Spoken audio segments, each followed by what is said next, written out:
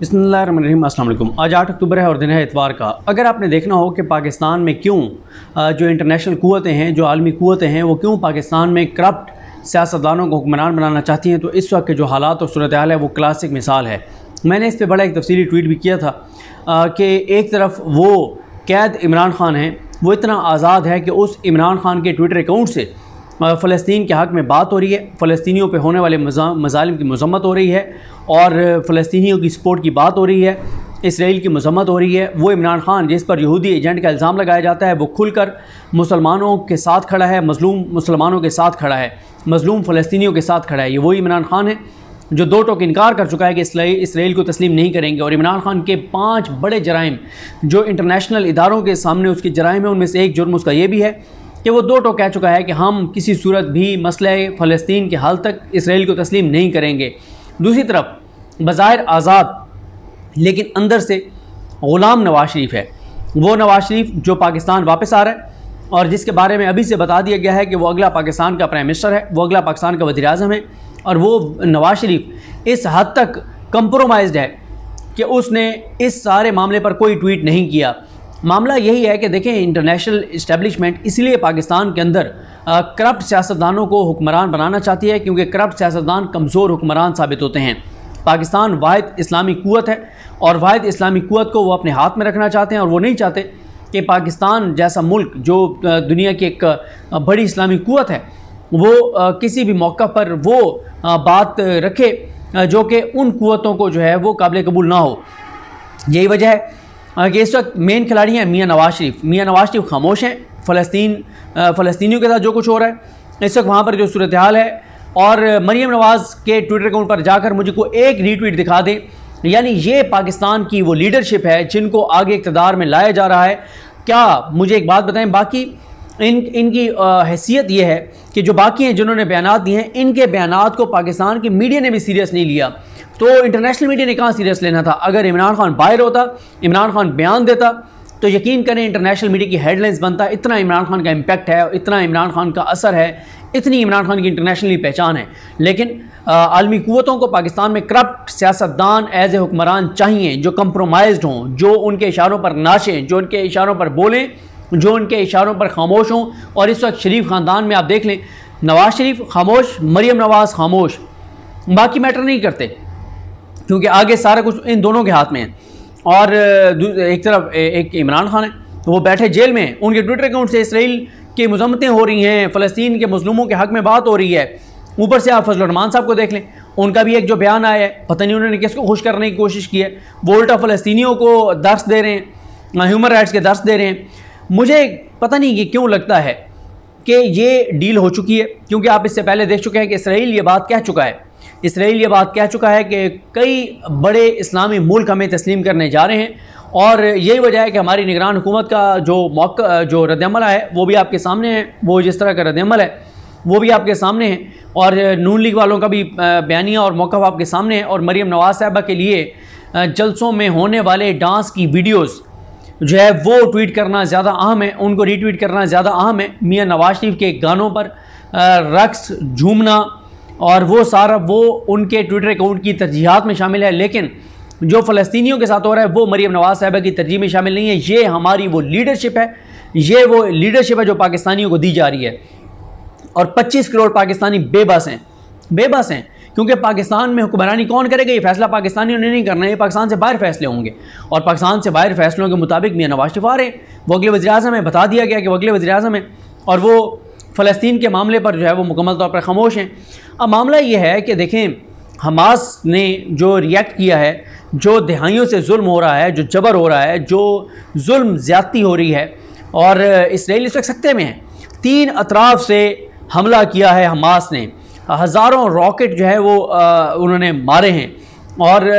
वो इसराइल जिनसे हम सॉफ्टवेयर ख़रीदते फिर रहे हैं, जिनसे हम चीज़ें लेते फिर रहे हैं, उसकी अपनी सारी इंटेलिजेंस बढ़ गई है हमास के सामने, मज़लूम मुसलमानों के सामने। और ज़ाहिर है जुल्म फिर जुल्म है, बढ़ता है तो मिट जाता है। अभी ज़ाहिर है अभी भी ताकतवर है इसराइल, इसलिए कि सारी बड़ी दुनिया की क़ुव्वतें उनके साथ खड़ी हैं और इस्लामी मुल्क जो हैं वो उल्टा दर्स दे रहे हैं कि जी बस दोनों साइडें ये कर लें वो कर लें। कौन सी 2 साइडें हैं भाई, दहाइयों से जुल्म हो रहा है वहाँ पे। कोई मुल्क जो अब तक मैंने देखा है सिवाय ईरान के कोई उस तरह से खुल के शायद कोई और मुल्क भी हों, लेकिन जिस एग्रेसिव अंदाज से ईरान खड़ा है इस सारे मसले पर, और मुझे तो किसी की आवाज़ नज़र नहीं आई। पाकिस्तान की हुकूमत का रद्द-ए-अमल आप देख चुके हैं, नवाज शरीफ की खामोशी आपके सामने है, मरीम नवाज़ की खामोशी आपके सामने है, और जो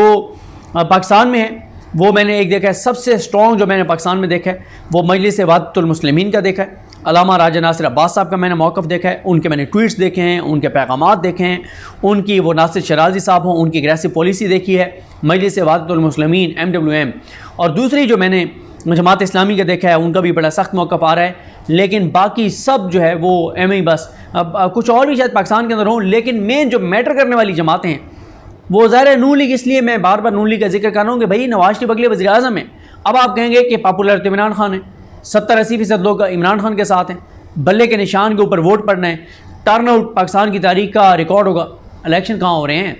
और इलेक्शन होंगे भी तो मियाँ नवाज शरीफ को बता दिया गया कि आप अगले वज़ीर आज़म हैं, नून लीग को बता दिया गया। नून लीग वाले तो कहते फिर रहे हैं कि जनाब हम पे दबाव है कि एज सुन एज पॉसिबल तुम इक़्तिदार संभालो, हम कह रहे हैं कि हमें थोड़ा सा टाइम दो। ख्वाजा आसिफ साहब कहते हैं रिस्क फैक्टर ज़ीरो होगा तो नवाज शरीफ आएंगे, राना सलाह कहते हैं गारंटियाँ मिल गई हैं, तलाल चौधरी कहते हैं कि अदालतों की तरफ से कोई मसला नहीं होगा, सारे कह रहे हैं कि अदालतें मैनेज हैं, सब हाथ बांध के मियाँ नवाज शरीफ के सज़ाए तो मुजरिम के सामने खड़े हैं, और अगले वो वज़ीर आज़म हैं, अभी से ये तो वजारतें बांटते फिर रहे हैं, गाँव बसा नहीं लुटेरे पहले आ गए, तो वो तो वजारतें बांटते फिर रहे हैं। तो ये इस वक्त हालात हैं, और इसराइल जो है वो बेबस नज़र आता है, ज़ाहिर है वो अब रिएक्ट करना उसने शुरू किया है, जुल्म वो बहुत कर रहा है, बमबारी कर रहा है, सारी चीज़ें कर रहा है, लेकिन जिस तरह से वीडियोज़ आई जो हमास ने उनके साथ किया, एक बार तो हिला कर रख दिया उन्होंने इसराइल को कि उनको समझ नहीं आ रही कि वो अपनी आवाम को क्या जवाब दें। जो मतलब सबसे ज़्यादा सिक्योरिटी रखने के दावेदार हैं, इंटेलिजेंस रखने के ज़िम्मेदार हैं, बॉर्डर पर हर वक्त ड्रोन्स उड़ रहे हैं, सारा कुछ है, लेकिन जब मज़लूम जो है उनके सब्र का पैमाना लबरेज़ हुआ तो फिर आपने देखा ये ऐसे ही होता है। जालिम जो है ना वो जब ताकत में होता है तो जालिम ये समझता है कि बस मैं हमेशा के लिए जो है वो मैं इसी तरह से ताकत में रहूँगा, लेकिन मज़लूम के जब सब्र का पैमाना लबरेज़ होता है, जब मज़लूम रिएक्ट करता है तो फिर यही होता है जो आपने वहाँ पर देख लिया है। और अभी तो इसराइल वाले 700 लोग तो ख़ुद मान रहे हैं कि हमारे बंदे मारे गए हैं,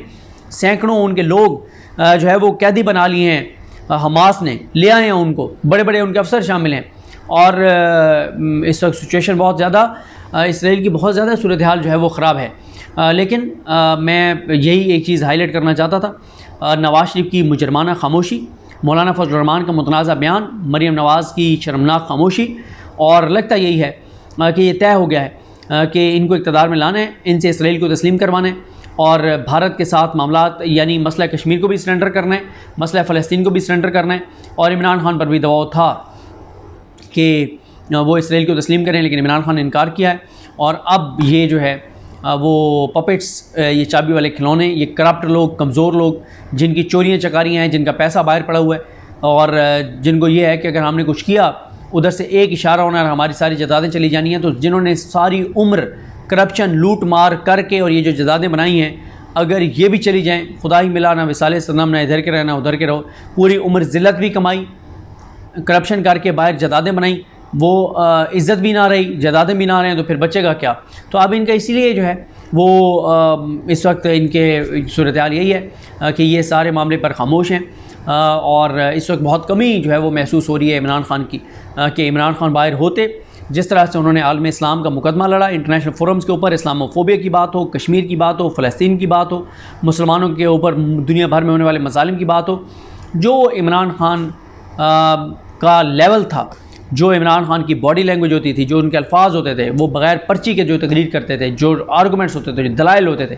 वो इनमें से कोई इस कद काट का नहीं है।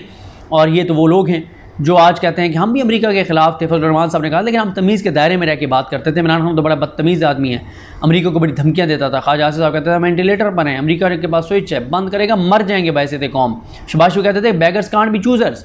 और ये लेट गए थे अमेरिका के आगे। और अब ये भारत के साथ नून लीग वाले तो ख़ुद कहते फिर कि जी भारत के साथ मामलात ठीक करने का अमेरिका ने कहा है, और भारत नवाज शरीफ के अलावा किसी पर एतमाद नहीं कर रहा है, इसलिए नवाज शरीफ को वज़ीर-ए-आज़म बनाना मजबूरी है, इसलिए नवाज शरीफ को लाया जा रहा है, इसलिए उनको वज़ीर-ए-आज़म बनाया जा रहा है। और मियाँ साहब जो हैं वो फिर इंटरनेशनल इस्टेब्लिशमेंट जो चाहती है, आलमी क़ुव्वतें जो जाती हैं उस पर अमल भी कर रहे हैं, खामोश हैं इसराइल वाले मामले पे। तो बहरहाल देखते हैं चीज़ें किस तरफ जाती हैं। इसराइल ने कह दिया कि हम हालत जंग में, 50 साल बाद उन पर इतना बड़ा हमला हुआ है और इस वक्त वो अभी तक सकते में उनको समझ नहीं आ रही कि वो जाएँ तो जाएँ कहाँ। तो अल्लाह ताला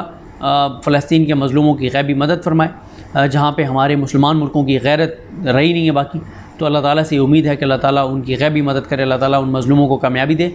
और अल्लाह ताला पाकिस्तान पर भी रहम करे। पाकिस्तान के लोगों को ये इख्तियार मिले कि वो अपनी मर्ज़ी का कोई गैरतमंद हुक्मरान जो है उसे मुंतखब कर सकें, उन लोगों को नहीं जो करप्ट हैं, कमज़ोर हैं और कंप्रोमाइज़ हैं। मुझे अपनी दुआ में याद रखें। अल्लाह करीम हम सब कामिल नासर। अल्लाह हाफ़िज़।